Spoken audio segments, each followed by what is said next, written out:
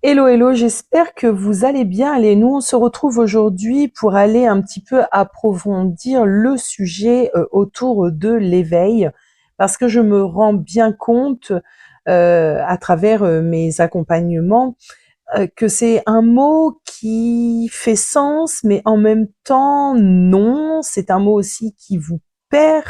Donc j'aimerais bien un peu qu'on reprenne un petit moment pour aller regarder surtout finalement l'impact de cet éveil dans notre vie. Parce que l'éveil, c'est pas juste comprendre les choses. C'est surtout un moment où on ne peut plus faire semblant, on ne peut plus fonctionner comme avant. L'éveil, c'est lorsqu'on commence à ne plus pouvoir faire semblant. Et à partir de là, c'est à partir de ça, ce moment, que les choses changent profondément. Ça vient toucher des choses très concrètes. Ça vient appuyer sur certaines choses, même compréhensions qu'on ne voulait pas avoir jusqu'à maintenant.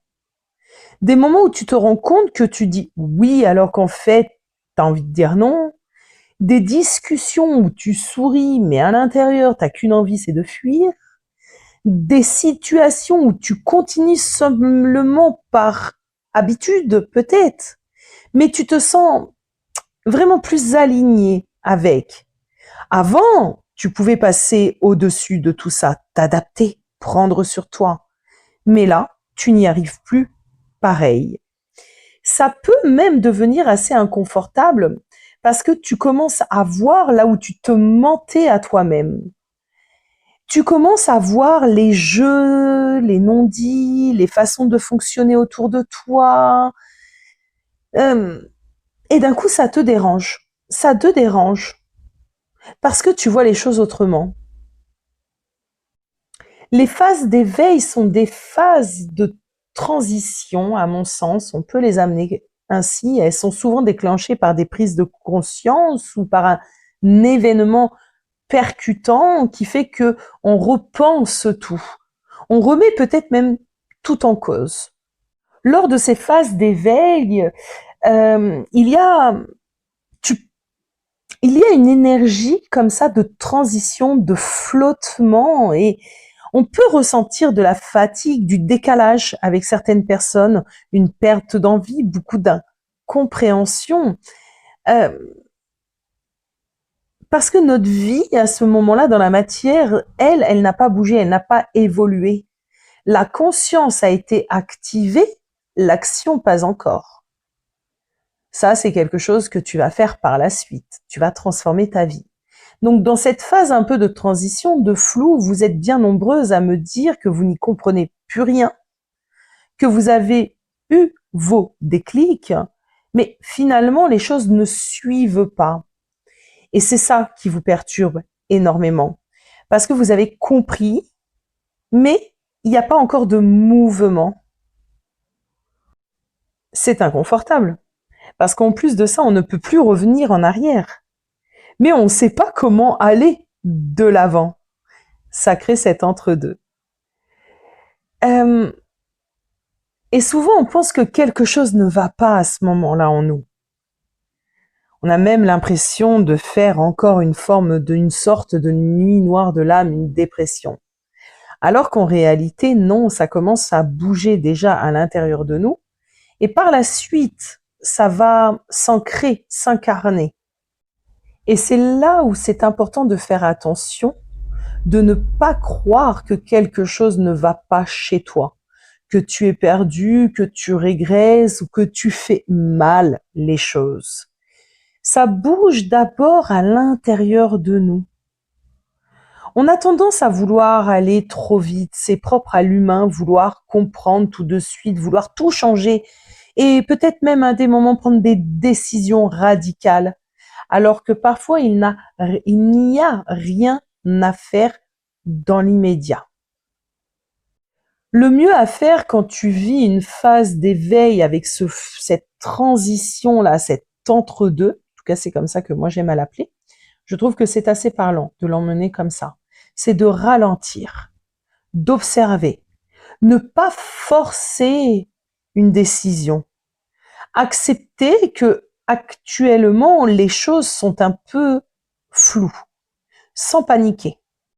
Tu peux à ce moment-là peut-être prendre le temps aussi de te poser des questions assez simples. Qu'est-ce qui aujourd'hui ne me correspond plus vraiment? Où est-ce que je sens que je fais semblant? Qu'est-ce que je dois transformer? Se faire peut-être un petit plan aussi d'action pour les semaines à venir, ce que tu peux changer immédiatement. Il y en a forcément. Et il y a forcément des choses que tu pourras pas changer tout de suite, mais tu vas y aller doucement et gentiment. Il y a quelque chose aussi d'important à comprendre. Tout le monde n'évolue pas en même temps que toi. On parle de ta famille, ton conjoint, tes collègues, d'accord? Donc, dans tes relations aux autres, ça peut être des périodes très compliquées où les gens ne vont même pas te reconnaître. Incompréhension, décalage, frustration. On est amené dans ces phases d'éveil à les vivre. Et ça aussi, c'est normal.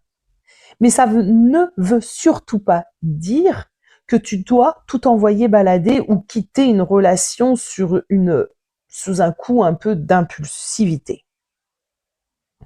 Prendre le recul, observer, ça va t'aider.